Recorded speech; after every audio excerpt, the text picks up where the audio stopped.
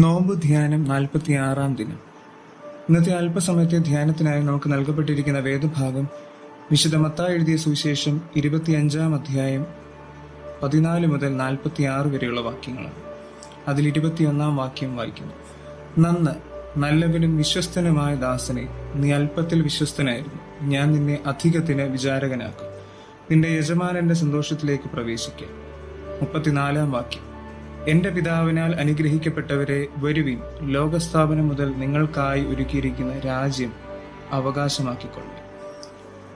യഥാർത്ഥത്തിൽ പാപം എന്ന പദത്തിന്റെ അർത്ഥം തിന്മ ചെയ്യുക എന്നത് മാത്രമല്ലല്ലോ. ദൈവഹിതത്തിന് വിരുദ്ധമായി നാം ചെയ്യുന്നതെന്തും പാപമാണ് എന്ന് വ്യാഖ്യാനിക്കുമ്പോൾ അതിൽ മറഞ്ഞിരിക്കുന്ന ഒരു സത്യം, ദൈവഹിതത്തിനൊത്തവണ്ണം നാം ചെയ്യാതിരിക്കുന്നതും പാപമാണ്. നന്മ ചെയ്യുവാൻ സാധ്യതയുണ്ടായിരുന്നിട്ടും അത് ചെയ്യാതിരിക്കുന്നതും പാപം തന്നെയാണ്. നോമ്പിന്റെ അടിസ്ഥാനപരമായ ഒരു ആവശ്യം ഈ നന്മയിലേക്ക് നമ്മുടെ ജീവിതങ്ങളെ നയിക്കുക എന്നതാണ്. നാം മറന്നുപോയ, ചെയ്യാതെ മാറ്റിവെച്ച നന്മകളിലേക്ക് തന്റെ ജീവൻ നൽകിയുള്ള ക്രിസ്തുവിന്റെ ഓർമ്മപ്പെടുത്തലാണ് നോമ്പുകാലം. വേദഭാഗത്തിലും നന്മ ചെയ്യുവാൻ സാധ്യതയുണ്ടായിരുന്നിട്ടും അത് വേണ്ട എന്ന് തിരഞ്ഞെടുത്ത ചിലരെ നാം പരിചയപ്പെടുന്നുണ്ട്. ക്രിസ്തുവിനായി കാത്തിരിക്കേണ്ടതിന്റെ ആവശ്യത്തെ വേദഭാഗത്തിന്റെ തുടക്കത്തിൽ നാം കാണുന്നു. തുടർന്ന് വരുന്നത് താലന്തുകളുടെ ഉപമയാണ്. ഈ ഉപമയിലും അവസാനം പരാമർശിക്കുന്ന ന്യായവിധിയുടെ ഭാഗത്തിലും തമ്മിലുള്ള ബന്ധം വളരെ അടുത്തിരിക്കുന്നു. യജമാനന്റെ പ്രതീക്ഷയായിരുന്നു ഈ 3 ദാസന്മാർ. താൻ നൽകുന്ന തന്റെ സമ്പത്തിനെ കാക്കും എന്ന് മാത്രമല്ല, അതിനെ ഭംഗിയായി വിനിയോഗിക്കുമെന്നും ഈ താലന്തുകളുടെ മൂല്യത്തെ വർദ്ധിപ്പിക്കുവാൻ അവരുടെ പ്രവൃത്തികൾക്ക് സാധിക്കുമെന്നും യജമാനൻ പൂർണ്ണമായും വിശ്വസിക്കുന്നു. ആദ്യത്തെ 2 ദാസന്മാർ യജമാനന്റെ ഉദ്ദേശത്തെ തിരിച്ചറിഞ്ഞ് പ്രവർത്തിച്ചുവെങ്കിൽ, 3-ാമത്തെ ദാസൻ ആ താലന്തിന്റെ മൂല്യത്തിന് ഇടിവ് വരുത്തി എന്നാണ് മനസ്സിലാക്കേണ്ടത്. തന്റെ പ്രവൃത്തിയിലൂടെ ഈ താലന്തിന്റെ മൂല്യം വർദ്ധിപ്പിക്കാമായിരുന്നു എന്നിരിക്കെ ഒന്നും ചെയ്യാതെ നിഷ്ക്രിയനായിരുന്ന് അതിന് യജമാനൻ നൽകിയ മൂല്യം പോലും നഷ്ടപ്പെടുത്തിയെന്ന് നാം കാണുന്നു. ആ ദാസൻ കുഴിച്ചിട്ടത് തന്റെ താലന്ത് മാത്രമല്ല, തന്റെ ജീവനെ തന്നെയാണ്. ദൈവം വളരെ പ്രതീക്ഷയോടെ നമ്മെ ഈ ലോകത്തിലേക്ക് ആക്കിയിരിക്കുമ്പോൾ വീണ്ടും ഇരുളിന്റെ അധിനിവേശത്തിൽ വെളിച്ചത്തിന്റെ മക്കളായി തീരുന്നതിന് പകരം നമ്മുടെ ജീവിതങ്ങളെ നിഷ്ക്രിയത്വത്താൽ മണ്ണിനടിയിൽ ഇരുളിലേക്ക് നാം കൊണ്ടുപോവുകയാണ് ചെയ്യുന്നത്. 3-ാമത്തെ ദാസനെ ഭരിക്കുന്നത് ഭയമാണ്. തന്റെ യജമാനെ ശരിയായി മനസ്സിലാക്കാൻ സാധിക്കാതെ പോയതുകൊണ്ടുള്ള ഭയം. ഈ ഭയമാണ് അവനെ സ്വയം കുഴിച്ചിടുന്ന സ്ഥിതിയിലേക്ക് കൊണ്ടുചെന്ന് എത്തിക്കുന്നത്. നമ്മുടെ ജീവിതത്തിൽ ഈ ഒരു ഭയം വല്ലാതെ നമ്മെ അലട്ടുന്നുണ്ട്. ദൈവഹിതത്തിനൊത്തവണ്ണം ജീവിക്കുവാൻ വല്ലാതെ ഭയപ്പെടുന്നവർ, നന്മയെ തിരഞ്ഞെടുക്കുന്നതിൽ ഭയപ്പെടുന്നവർ, ദൈവസ്നേഹത്തെ മറ്റുള്ളവരിലേക്ക് എത്തിക്കുന്നതിൽ ഭയമുള്ളവർ. ഈ ഭയം യഥാർത്ഥത്തിൽ ദൈവത്തെ തിരിച്ചറിയുന്നതിൽ നമുക്കുണ്ടായ വീഴ്ചയാണ്. ഈ വീഴ്ച നമ്മെ കൊണ്ടെത്തിക്കുന്നത് ഒരു നിർജീവാവസ്ഥയിൽ, ഇരുളിന്റെ അഗാധത്തിലേക്കാണ്. തോറ്റുപോകുമോ എന്ന ഭയത്താൽ ഒരു ചെറിയ ശ്രമം പോലും നടത്താതെ നിഷ്ക്രിയനായിരിക്കുന്നത് എന്നും ഈ 3-ാമത്തെ ദാസന്റെ സ്ഥിതിയിലേക്ക് നമ്മെ കൊണ്ടുചെന്ന് എത്തിക്കും. രണ്ടാമത് നാം കാണുന്ന ന്യായവിധിയുടെ ഭാഗവും ഈ ഭാഗവുമായി വളരെ ബന്ധമുള്ളതാണ്.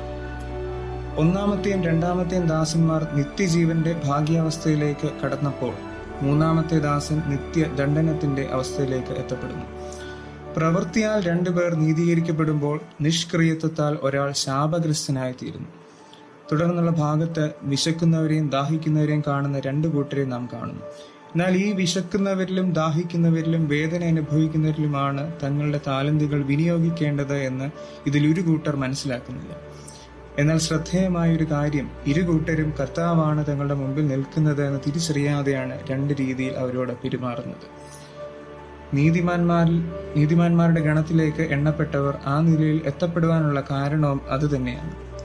ക്രിസ്തുഭാവം വേദന അനുഭവിക്കുന്നവന്റെയും പാർശ്വവൽക്കരിക്കപ്പെട്ടവന്റെയും അടുക്കലാണെന്നുള്ള തിരിച്ചറിവാണ് അവരുടെ പ്രവൃത്തിക്ക് ആധാരം.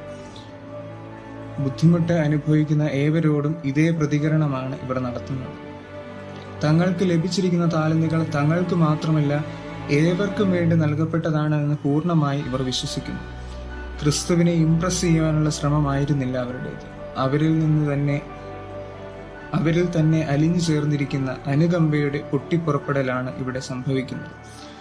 അതുകൊണ്ട് തന്നെ ഞങ്ങൾ എപ്പോൾ നിന്നെ ഇങ്ങനെയൊക്കെ കണ്ടു കർത്താവേ എന്ന ഇവരുടെ ചോദ്യം വളരെ നിഷ്കളങ്കമാണ്. എന്നാൽ ദൈവകോപത്തിന് പാത്രമായവർ ചോദിക്കുന്ന ഇതേ ചോദ്യം അവരുടെ ഞെട്ടലും ദേഷ്യവുമൊക്കെ നിറഞ്ഞതാണ്. കർത്താവുമായി ഇങ്ങനെ ഒരു കൺഫ്രണ്ടേഷൻ ഉണ്ടാകുമെന്ന് അവർ മനസ്സിലാക്കിയിരുന്നുവെങ്കിൽ വളരെ ഭംഗിയായി ഈ രണ്ടാമത്തെ കൂട്ടർ അവരുടെ അനുകമ്പ അഭിനയിക്കുമായിരുന്നു. മൂന്നാമത്തെ ദാസനും ഒടുവിൽ യജമാനൻ നൽകുന്ന നന്മയെ നേരത്തെ മനസ്സിലാക്കിയിരുന്നുവെങ്കിൽ തീർച്ചയായും നന്മയെ തേടി വ്യാപാരത്തിനായി യാത്ര ചെയ്യുമായിരുന്നു. എന്നാൽ ദൈവം നമ്മിൽ നിന്ന് ആഗ്രഹിക്കുന്ന നന്മ തിരിച്ച് എന്ത് കിട്ടുമെന്ന് പ്രതീക്ഷിച്ച് ചെയ്യുന്നതല്ല. തൻ്റെ കയ്യിലുള്ളത് എല്ലാം നഷ്ടമായാലും അപരന്റെ ജീവനെ കരുതാൻ എൻ്റെ പരമാവധി ഞാൻ പ്രവർത്തിക്കും എന്ന പ്രതികരണമാണ് ദൈവം ആഗ്രഹിക്കുന്നത്. ഇതാണല്ലോ കാൽവറിയിലെ പരമയാഗവും. യഥാർത്ഥത്തിൽ ദൈവത്തെ കാണേണ്ടതും മനസ്സിലാക്കേണ്ടതും ഈ വേദനപ്പെടുന്നവരുടെ മുഖത്തിലാണ്. നമ്മുടെ താലന്തുകളുടെ ശരിയായ വിനിയോഗം ഒറ്റപ്പെട്ടുപോയ ഈ സമൂഹത്തിന്റെ മധ്യത്തിലാണ്. ക്രിസ്തുവിന്റെ എൻകൗണ്ടർ നമ്മുടെ ജീവിതങ്ങളിൽ ഉണ്ടാകുന്നത് ഇത്തരത്തിൽ നാം വെറുക്കുന്ന, നമ്മുടെ ബുദ്ധിമുട്ടായും അറപ്പായും ഒക്കെ തോന്നുന്ന ഈ ഒരു സമൂഹത്തിന്റെ ഇടയിലൂടെയാകാം. നാം പ്രതീക്ഷിക്കുന്നിടത്ത് തന്നെ ദൈവം ഉണ്ടാകണമെന്നില്ലല്ലോ. നമ്മുടെ പ്രതീക്ഷയ്ക്കും അപ്പുറമാണ് ദൈവത്തിന് ഇടപെടൽ. The most sacred encounters with Christ in our lives often look like interruptions and inconveniences. The most sacred encounters with Christ in our lives often look like interruptions and inconveniences. എന്നാൽ ഹൃദയത്തിൽ നിന്നും നാം നടത്തുന്ന നമ്മുടെ പ്രവർത്തനമാണ് നീതീകരണത്തിലേക്ക് നമ്മെ നയിക്കുന്നത്. പല സാഹചര്യങ്ങളിലും നമ്മുടെ താലന്തുകൾ മണ്ണിനടിയിൽ ഇരുട്ടിൽ കുഴിച്ചിട്ടവരാണ് നാം. എന്നാൽ ഇരുളിനെ വെളിച്ചമാക്കാനാണ്, വെളിച്ചത്തിലേക്ക് അനേകരെ നയിക്കാനാണ് ഈ താലന്തുകൾ നൽകപ്പെട്ടിരിക്കുന്നത് എന്ന് നാം തിരിച്ചറിയണം. എന്ത് നഷ്ടപ്പെടും എന്നല്ല, എന്തൊക്കെ നഷ്ടപ്പെട്ടാലും എൻ്റെ താലന്ത് പ്രയോജനപ്പെടുന്നത് ഈ സാഹചര്യത്തിലാണ് എന്ന് ബോധ്യമുള്ളവരായി തീരണം. ഈ നോമ്പുകാലം ഇരുളിൽ മണ്ണിനടിയിൽ നാം കുഴിച്ചിട്ടിരിക്കുന്ന നമ്മുടെ ജീവിതത്തെ മണ്ണ് മാറ്റി തിരികെ വെളിച്ചത്തിലേക്ക് കൊണ്ടെത്തിക്കാം. അതിന് നമുക്ക് ആത്മാർത്ഥമായി ശ്രമിക്കാം. ആയതിന് ദൈവം തന്റെ പരിശുദ്ധാത്മാവിനാൽ നമ്മെ സഹായിക്കുമാറാകട്ടെ. ആമേൻ. നമുക്ക് പ്രാർത്ഥിക്കാം.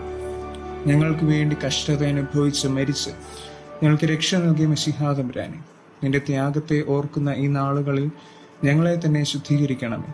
തെറ്റിപ്പോയ അനേകം സാഹചര്യങ്ങൾ ഉണ്ടായിരുന്നിട്ടും ഇന്നും ഞങ്ങളെ വഴി നടത്തുന്നവനായ ദൈവം തമ്പുരാനെ, നീ ഞങ്ങളെ സ്നേഹിച്ചതുപോലെ ജീവജാലങ്ങളെ എല്ലാം സ്നേഹിക്കുവാനുള്ള കൃപയെ ഞങ്ങൾക്കും നൽകണം.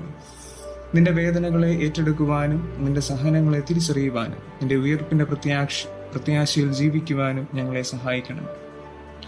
നീ ഞങ്ങൾക്ക് നൽകിയ ജീവനും ജീവിതവും നീ നൽകുന്ന നാൾ വരെയും ദൈവമേ നിനക്ക് പ്രയോജനമുള്ളതും അനേകർക്ക് പ്രതീക്ഷയെ നൽകുന്നതുമാക്കി തീർക്കണം. നിത്യനിയമത്തിന്റെ രക്തത്താൽ ആടുകളുടെ വലിയ ഇടയനായ യേശു ക്രിസ്തുവിന്റെ വിലയേറിയ നാമത്തിൽ തന്നെ. ആമേൻ.